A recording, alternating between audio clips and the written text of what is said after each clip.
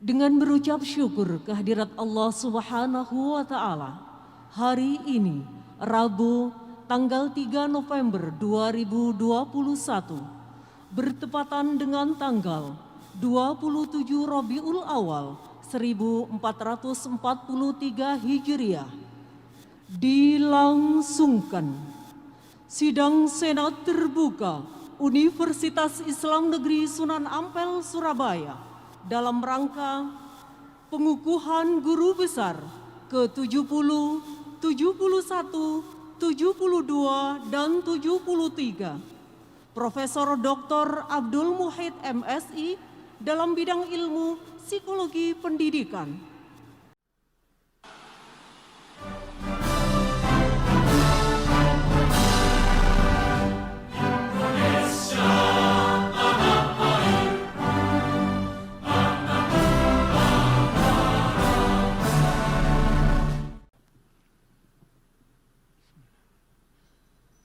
Rapat Senat Terbuka Universitas Islam Negeri Sunan Ampel, Surabaya dalam rangka pengukuhan guru besar. Kita buka dengan membaca basmalah bersama. Bismillahirrahmanirrahim.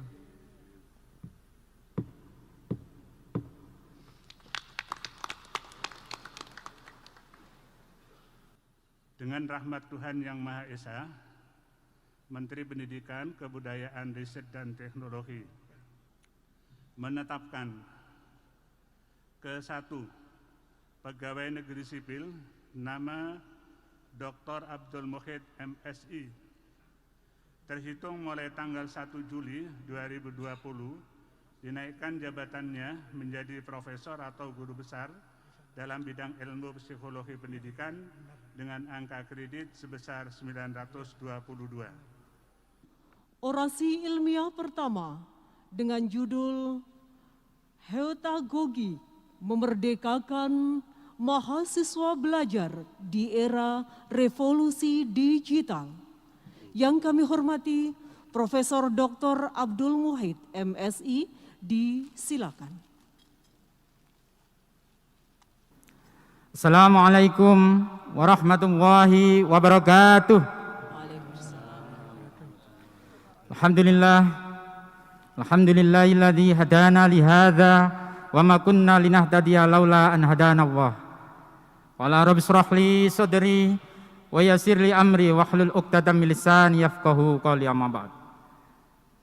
Hadratul muhtaramin, para alim, para ulama, wabil khusus yang terhormat Rektor UIN Sunan Ampel Surabaya, yang terhormat Ketua Senat dan anggota Senat UIN Sunan Ampel Surabaya, yang terhormat para Wakil Rektor UIN Sunan Ampel Surabaya, yang terhormat Kepala Biro AAKK dan AUPK UIN Sunan Ampel Surabaya, yang terhormat para pejabat pemerintah sipil maupun militer, yang terhormat para dekan dan wakil dekan fakultas di lingkungan UIN Sunan Ampel Surabaya, yang terhormat Direktur dan Wakil Direktur Pasca Sarjana UIN Sunan Ampel Surabaya, yang terhormat para ketua lembaga dan kepala pusat di lingkungan UIN Sunan Ampel Surabaya, yang terhormat Ketua SPI UIN Sunan Ampel Surabaya, yang terhormat para kepala bagian dan kepala subbagian di UIN Sunan Ampel Surabaya, yang terhormat Ketua dan pengurus Dharma Wanita Persatuan UIN Sunan Ampel Surabaya, yang terhormat para tamu undangan, hadirin wal hadirat rahimakumullah. Puji syukur kehadirat Allah Subhanahu wa Ta'ala atas segala nikmat, taufik, dan hidayahnya. Kita semua dapat hadir di majelis yang mulia ini dalam keadaan sehat wal afiat. Bagi saya, bisa berdiri di podium terhormat ini untuk menyampaikan pidato pengukuhan guru besar merupakan anugerah yang tak terhingga nilainya. Perjuangan, proses yang harus saya lalui untuk mencapai jabatan akademik tertinggi ini butuh kerja keras, butuh komitmen, butuh dedikasi yang tinggi, kesabaran, doa, dan tentunya dukungan dari semua pihak turut mengantarkan kesuksesan ini.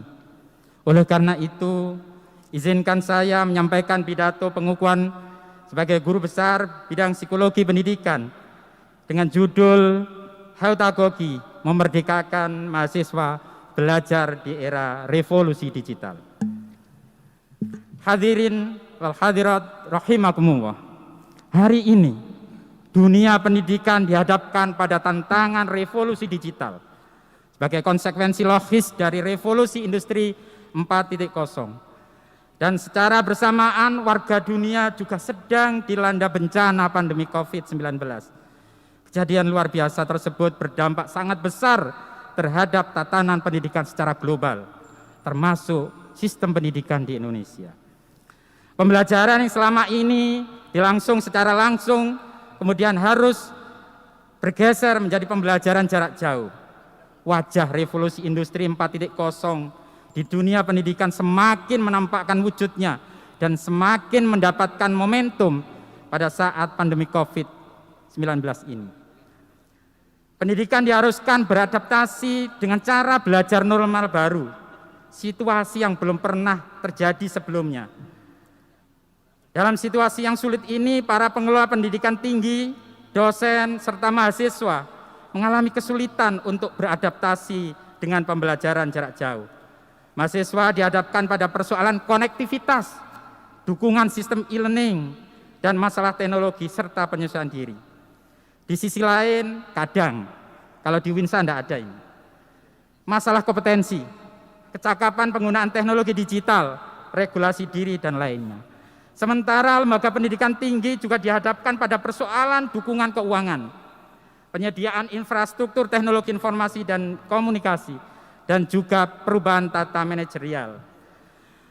Hadirin yang saya hormati, pemanfaatan teknologi digital di pendidikan tinggi tidak dapat dihindari lagi sebagai wujud adaptasi di era revolusi 4.0 ini. Diperlukan kemampuan adaptasi total dan berbagai kecakapan baru yang harus dimiliki oleh para pelaku pendidikan. Transformasi sistem pendidikan menuju digitalisasi melalui resistemasi kurikulum yang kompatibel sesuai dengan perubahan dunia menjadi suatu tantangan yang harus dihadapi oleh para penyelenggara pendidikan. Pandemi COVID ini menyadarkan kita semua betapa masih banyak yang harus kita siapkan untuk menghadapi perubahan yang cepat seperti ini. Di sisi lain, pandemi COVID juga memicu percepatan transformasi pendidikan. Proses transformasi penggunaan teknologi selaras dengan perkembangan era revolusi industri, munculnya platform aplikasi belajar berbasis online, memudahkan dalam menjalankan belajar secara efektif.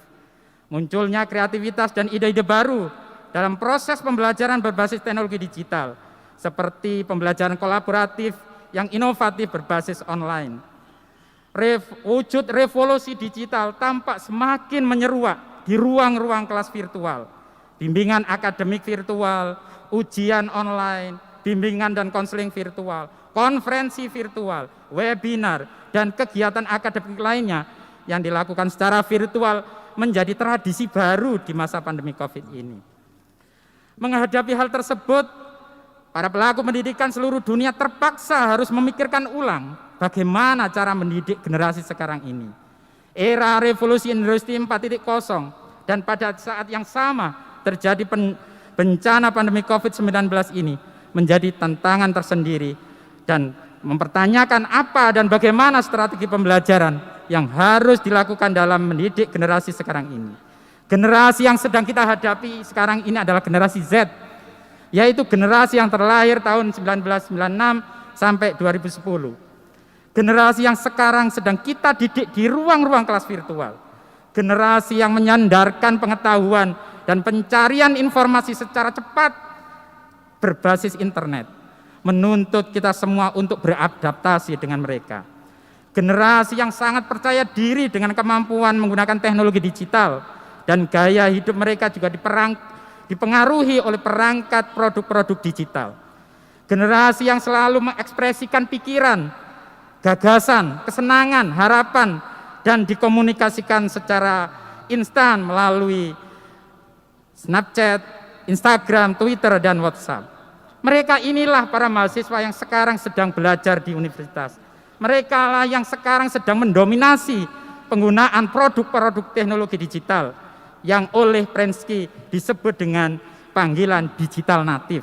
Sedangkan kita, para dosen ini adalah termasuk digital imigran, apalagi Pak Sarif ini. Kenapa disebut digital? Karena mereka sejak kecil sudah dibesarkan dalam lingkungan yang terkait dengan teknologi informasi digital. Sedangkan kita, para tua ini, adalah digital imigran, ada golongan yang mengalami masa-masa evolusi mekanik dan elektronik analog yang sekarang menjadi pendatang dalam masyarakat digital network. Mereka adalah termasuk juga generasi internet generation dan screen stare, karena mereka adalah generasi yang lahir di lingkungan yang terhubung dan sangat paham dengan teknologi. Begitu juga dengan persoalan bagaimana waktu hidupnya dihabiskan dengan internet. Hasil riset Hawking menunjukkan bahwa 52% generasi Z menghabiskan waktunya setiap hari di layar digital. Hal ini menunjukkan bahwa mereka tidak bisa terlepas dari teknologi digital di setiap waktu hidupnya. Begitu juga waktu dan aktivitas belajar.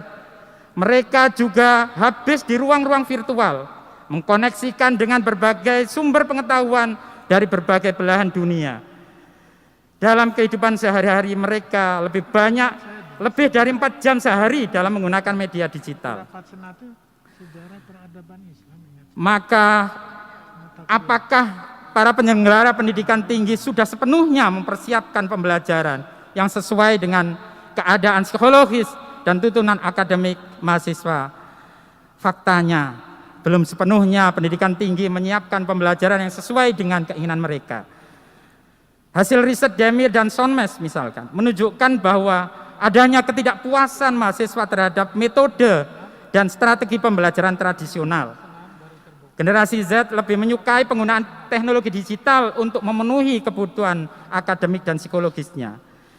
Di sisi lain, para dosen yang merupakan generasi lama masih banyak menggunakan strategi dan metode pembelajaran konvensional.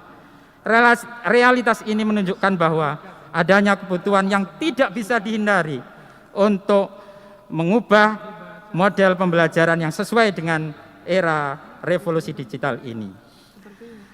Oleh karena itu perlu mempertimbangkan kembali apakah pembelajaran yang selama ini kita lakukan sudah sesuai dengan kebutuhan psikologis generasi Z ini. Hal itu menunjukkan bahwa kita harus menyadari, harus ada perubahan yang mendasar terkait dengan pembelajaran yang sesuai dengan karakteristik generasi Z ini. Hadirin yang kami hormati, ada beberapa karakteristik generasi Z yang harus diperhatikan. Misalnya mereka mengenal dunia melalui internet, ponsel maupun iPad.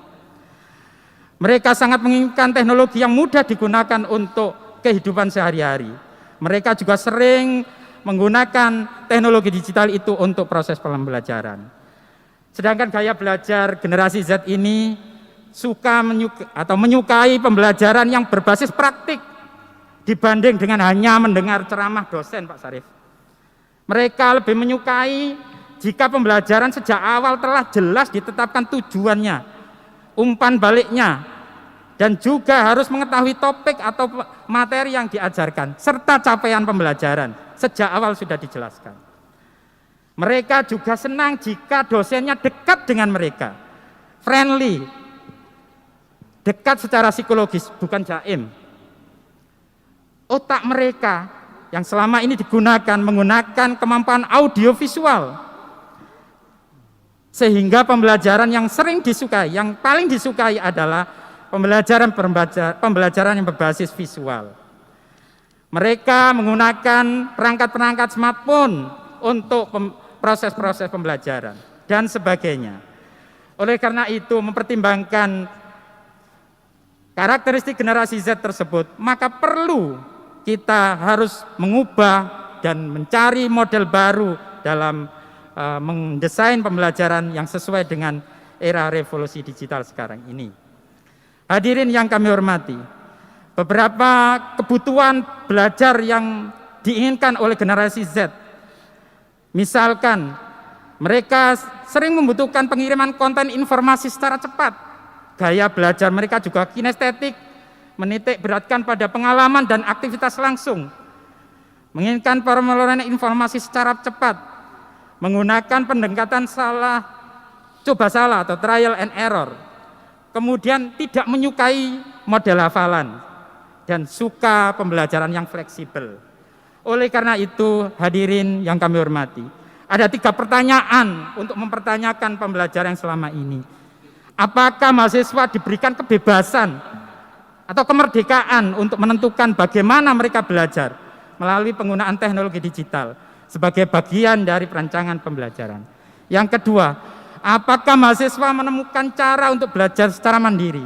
Dan ketiga, apakah dengan perangkat teknologi digital sebagai media pembelajaran memungkinkan mahasiswa mampu secara merdeka meningkatkan kecakapan yang dibutuhkan untuk meraih keberhasilan dalam pembelajaran? Solusinya adalah 1, pendekatan harus diubah. Pendekatan harus menggunakan pembelajaran heutagogi. Karena pendekatan heutagogi berlandaskan pada prinsip bahwa mahasiswa adalah agen pembelajar utama. Mereka sangat otonom, merdeka dalam mengembangkan kemampuan, kompetensi, self-efficacy, dan segala kecakapan hidup yang dibutuhkan manusia abad 21. Pendekatan heutagogi ini sangat tepat digunakan sebagai pendekatan pembelajaran di era revolusi digital, karena memungkinkan terciptanya lingkungan belajar yang holistik, terutama lingkungan belajar online, dengan perangkat teknologi komunikasi dan informasi. Pendekatan heutagogi juga sangat tepat digunakan selama masa pandemi COVID, di mana kita harus melakukan pembelajaran jarak jauh. Pendekatan yang fleksibel dengan penggunaan e-learning, reflektif, berbasis kaji tindak, pembelajaran praktik lapangan, dan sebagainya, sangat sesuai dengan karakteristik generasi Z. Hadirin yang kami hormati, sejak Knowledge tahun 75 memperkenalkan konsep pendidikan orang dewasa atau andragogi, dan telah menjadi referensi bagi pelaku pendidikan seluruh dunia. Namun sejak transformasi sosial dan lajunya teknologi digital, pembelajaran tersebut tidak memungkinkan lagi untuk terus digunakan. Heutagogi sebagai pendekatan pembelajaran baru memungkinkan untuk mengembangkan dan melanjutkan teori-teori pendidikan sebelumnya. Teori perkembangan kemampuan dan sebagainya merupakan runtutan dari model-model pembelajaran sebelumnya. Seiring juga dengan kebutuhan dan kecakapan hidup yang harus dimiliki oleh para mahasiswa di era revolusi digital. Oleh karena itu, maka kami mengusulkan sebuah model pembelajaran, yaitu dengan pendekatan heutagogi ini, karena sesuai dengan perkembangan era revolusi digital yang sangat amat membutuhkan kemampuan-kemampuan yang sangat kompleks. Tentunya ini menjadi syarat utama bagaimana mahasiswa bisa beradaptasi di era revolusi digital. Hadirin yang kami hormati, penerapan pendekatan pembelajaran heutagogi ini di perguruan tinggi dapat ditunjukkan dengan cara misalkan pembelajaran yang saling tergantung antara dosen dengan mahasiswa. Double and triple loop learning juga harus diterapkan dalam proses pembelajaran. Participation, bagaimana mahasiswa bergabung dan berpartisipasi secara online dalam proses pembelajaran. Maka Blasky dan Haas mengusulkan 3 tahapan proses heutagogi ini. Yang pertama, diawali dengan mendefinisikan kontrak belajar. Yang kedua, dengan mendesain pembelajaran berbasis dan berorientasi pada tantangan, otonomi, dan dukungan. Selanjutnya, yang ketiga adalah mendesain penilaian atau evaluasi capaian pembelajaran berbasis partisipasi mahasiswa. Selama ini kalau kita melakukan evaluasi, semuanya menurut kita, tapi dengan pendekatan heutagogi mengharuskan kita untuk mendesain evaluasi berbasis partisipasi. Maka prinsip pendesain pembelajaran pendekatan heutagogi yaitu yang pertama, perlu melibatkan mahasiswa dalam menegosiasikan tentang apa dan bagaimana mereka belajar. Kurikulum harus fleksibel, dosen dan mahasiswa harus bekerja sama untuk menegosiasikan bagaimana CPM. Peran dosen adalah pembimbing, pemberi umpan balik, dan menciptakan pembelajaran yang kondusif. Hadirin yang kami hormati, oleh karena itu pendekatan pedagogi ini sangat cocok dengan diterapkannya kurikulum Merdeka Belajar dan Kampus Merdeka. Keterkaitan antara kurikulum Merdeka Belajar dan Kampus Merdeka dengan heutagogi ini sangat tepat sekali. Karena apa yang ditetapkan di kurikulum Merdeka Belajar dan Kampus Merdeka menitik beratkan pada kemerdekaan dan kebebasan mahasiswa untuk memulai dari mendesain sampai evaluasi. Oleh karena itu, simpulan dari apa yang saya sampaikan, ada 3 hal yang harus dilakukan dalam pembelajaran di era revolusi digital ini, yaitu suatu keharusan untuk menerapkan pendekatan pembelajaran heutagogi di perguruan tinggi. Kurikulum Merdeka Belajar akan efektif dilaksanakan jika paradigma dan pendekatan pembelajaran yang digunakan menggunakan pendekatan heutagogi. Hanya dengan pendekatan belajar yang memerdekakan mahasiswa belajar akan terwujud lulusan perguruan tinggi yang adaptif di era revolusi digital ini. Wallahu a'lam bishawab. Hadirin, sebelum saya menutup pidato pengukuhan guru besar ini, perlu kami sampaikan ucapan terima kasih. Izinkan saya mengucapkan rasa syukur kehadirat Allah Subhanahu wa taala atas segala nikmat yang dianugerahkan kepada saya dan keluarga. Saya juga patut menyampaikan ucapan terima kasih kepada semua pihak yang telah berkontribusi baik langsung maupun tidak langsung mengantarkan saya meraih jabatan akademik tertinggi ini.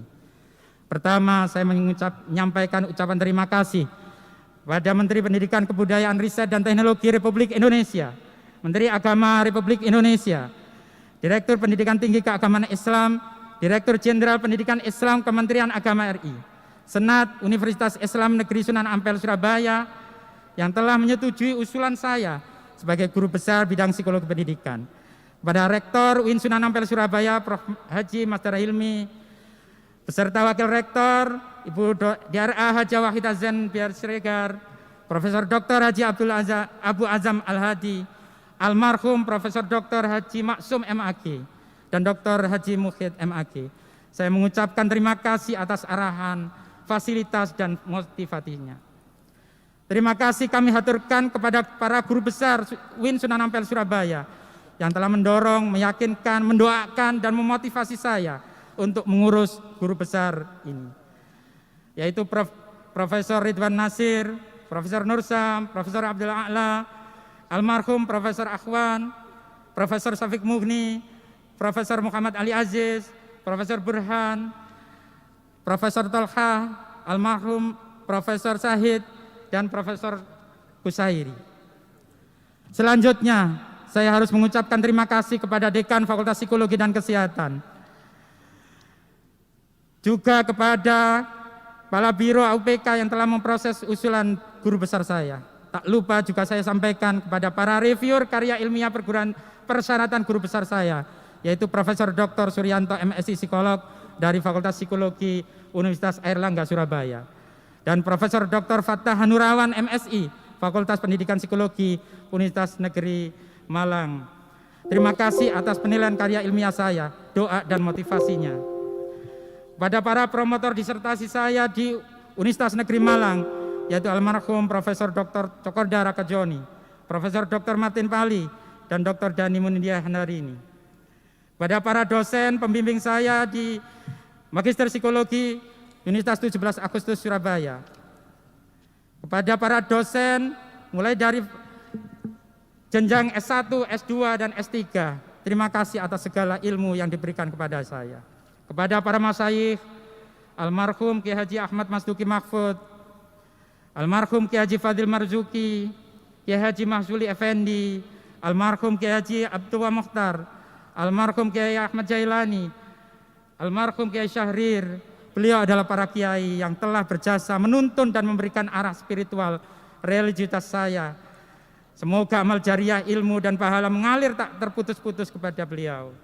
Pada seluruh guru saya di Madrasah Aliyah Matoli'ul Anwar Simo Sungai Lebak, Madrasah Sanawiyah Sunan Ampel Kebet, Madrasah Ibtidaiyah Raudhatul Ulum Gempol, yang telah mendidik saya dan membekali ilmu pengetahuan ilmu agama. Semoga saya tetap bisa mengamalkan ilmu yang telah diberikan. Ucapan terima kasih saya sampaikan kepada seluruh tim dan para kolega peserta program percepatan guru besar tahun 2019. Terima kasih atas motivasi dan semangatnya untuk sama-sama menggapai jenjang guru besar. Para kolega sesama Wadek 1, ayo terus kibarkan semangat. Tak lupa saya ucapkan terima kasih kepada The Paijos Group. Tepuk tangan untuk The Paijos Group.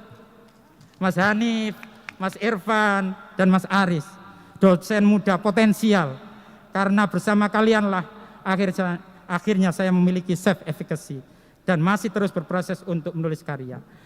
Pada tim SNPDB, Direktorat KSKK Madrasah, Bu Nani, Mbak Dian, Mas Yusuf, dan Mas Yudi, terima kasih atas supportnya selama ini. Tentu juga ucapan terima kasih kami sampaikan kepada Forum Komunikasi Dosen Peneliti, juga kepada Engagement Jurnal Pengabdian Masyarakat, Mas Amang, Mas Rangga, Mas Eka, Mas Barit, Mbak Leli, dan sebagainya. Selanjutnya ucapan terima kasih saya sampaikan kepada para kolega, dosen, mahasiswa, alumni, Fakultas Psikologi dan Kesehatan, Fakultas Dakwah Komunikasi, Pascasarjana UIN Sunan Ampel Surabaya, para kolega dosen, mahasiswa, dan alumni, Magister Psikologi, Fakultas Psikologi Universitas 17 Agustus 1945 Surabaya, para kolega dosen, mahasiswa, dan alumni, Pascasarjana Universitas Ibrahimi Sukorejo Situbondo, para kolega dosen, mahasiswa, dan alumni, Pascasarjana UIN Ahmad Siddiq Jember. Hadirin yang kami hormati, sebagai anak petani dan terlahir di desa, saya bisa mengenyam dan berkesempatan kuliah di perguruan tinggi, sekaligus dapat meraih jabatan akademik tertinggi menjadi guru besar adalah suatu keberuntungan. Tidak banyak anak desa seperti saya ini mendapatkan akses dan kesempatan mengenyam pendidikan tinggi. Semua ini karena kasih sayang, didikan, gemblengan, dan pengasuhan orang tua saya yang hebat adalah Bapak Haji Mas'ud dan almarhum Siti Aisyah. Abah dan mak saya seorang petani desa yang hanya lulusan sekolah rakyat, mampu menyekolahkan saya dan saudara-saudara saya sampai pendidikan tinggi. Tak bisa aku tuliskan dengan kata-kata, karena luasnya kasih sayang, segala pengorbanan doa yang tulus dilangitkan setiap akhir malam. Hanya bisa berucap terima kasih dan mendoakan semoga kebaikan dibalas oleh Allah Subhanahu wa taala. Terima kasih kepada saudara-saudara saya, Mbak Salama, almarhum Munib Mustafa, Rahma, Kak Ten Abdul Majid, Dik Soli, Dik Epin, Inifada, Afik, dan keluarga besar Bani Mas'ud di Lamongan. Masa-masa kecil saya yang indah di desa dengan segala keterbatasan, kesahajaan, dan kesederhanaan hidup menjadi modal psikologis yang tak ternilai sebagai bekal mengarungi tantangan hidup yang selalu hardiness dan tetap resilient. Rasa terima kasih saya tak terhingga juga saya sampaikan kepada almarhum Dr. Andes Haji Muhammad Akhyar, MSI. Beliau adalah ayah mertua saya yang sangat berjasa mengantarkan jenjang karir akademik saya. Begitu juga Mama Haja Siti Mulia, dengan segala pengorbanan, kesabaran, dan keikhlasan beliau turut memperlancar kesuksesan hidup saya. Tentu di balik kesuksesan ini ada seorang wanita yang sangat hebat, yang sangat sabar memotivasi saya setiap saat. Dialah Nani Agustini, SSI STHI, wanita paling spesial yang ada di dunia ini menurut saya. Wanita yang setia mendampingi saya lebih dari 15 tahun, tidak hanya berperan sebagai istri dan menjadi ibu untuk ketiga putra-putrinya, tetapi juga berperan menjadi mitra diskusi dan saling berbagi di saat suka dan duka. Terima kasih, engkau telah mendorong, memotivasi, bahkan menyediakan kelengkapan berkas pengajuan guru besar saya, mulai dari mengumpulkan dokumen yang berserakan, menginput data dan merapikan tata laksana pengajuan. Untuk itulah jabatan ini layak kupersembahkan untukmu tersayang. Kebahagiaan keluarga kecil ini semakin lengkap. Kehadiran Muhammad Naufal Rausan Fikri, Pak Sahras Medina, dan si kecil Muhammad Hasanin Haikal Irfani. Akhirnya kepada semua kerabat, kolega, dan siapapun yang membantu saya. Namun tidak dapat saya tuliskan satu persatu. Saya ucapkan terima kasih, sekaligus mohon maaf karena tidak bisa menulis nama-namanya. Sekali lagi mohon maaf dan mohon maaf. Pada hadirin tamu undangan yang telah meluangkan waktu dan bersabar mengikuti acara ini dengan tetap mematuhi protokol kesehatan, saya ucapkan terima kasih yang sebesar-besarnya. Tak lupa kepada seluruh panitia dan pihak-pihak yang telah membantu penyelenggaraan acara ini. Saya mohon maaf jika ada kekurangan dan kesalahan. Billahi taufik wal hidayah waridha wan ilnaya. Wallahul muwaffiq ila aqwamit thoriq. Wassalamualaikum warahmatullahi wabarakatuh. Waalaikumsalam.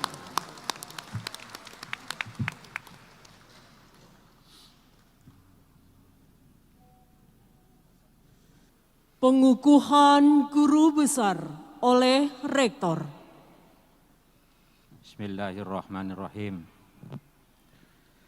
Dengan memohon ridho Allah Subhanahu wa taala, pada hari ini Rabu tanggal 3 November tahun 2021, saya Rektor Universitas Islam Negeri Sunan Ampel Surabaya mengukuhkan saudara yang pertama Profesor Dr. Abdul Muhid MSI sebagai guru besar ke-70.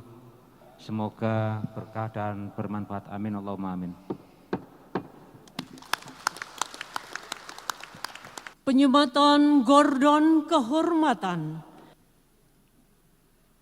Kami persilahkan kepada Rektor UIN Sunan Ampel Surabaya untuk mengambil tempat.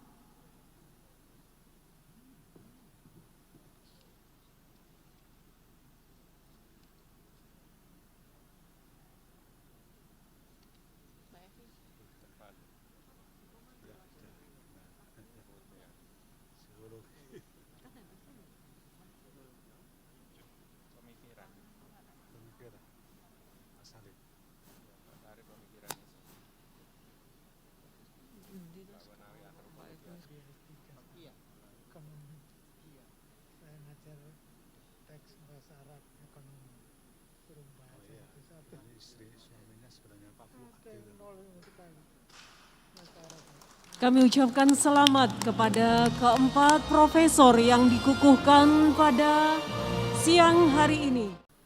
Sambutan Rektor. Pak Mamat ke pasar lewat waru. Pak Mamat ini nama salah satu kabiro kita, Biro AKK. Mampir sebentar membeli tomat. Selamat kepada para guru besar yang baru. Semoga semakin berkah dan maslahat.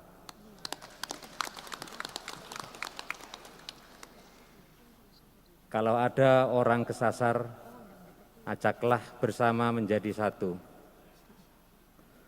Kalau banyak yang jadi guru besar, semoga kampus kita semakin bermutu dan maju. Penutupan sidang Senat terbuka Universitas Islam Negeri Sunan Ampel Surabaya oleh PLT Ketua Senat. Senat terbuka UIN Sunan Ampel Surabaya. Rapat Senat terbuka Universitas Islam Negeri Sunan Ampel Surabaya. Kita tutup dengan membaca hamdalah bersama. Alhamdulillahirabbil alamin.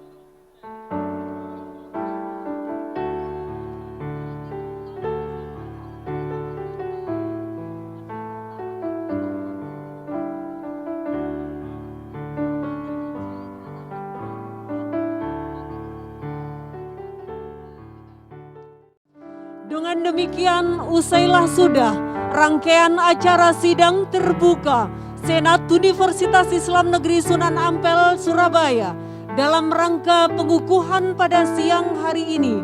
Atas nama panitia, kami mengucapkan terima kasih dan mohon maaf. Wassalamualaikum warahmatullahi wabarakatuh.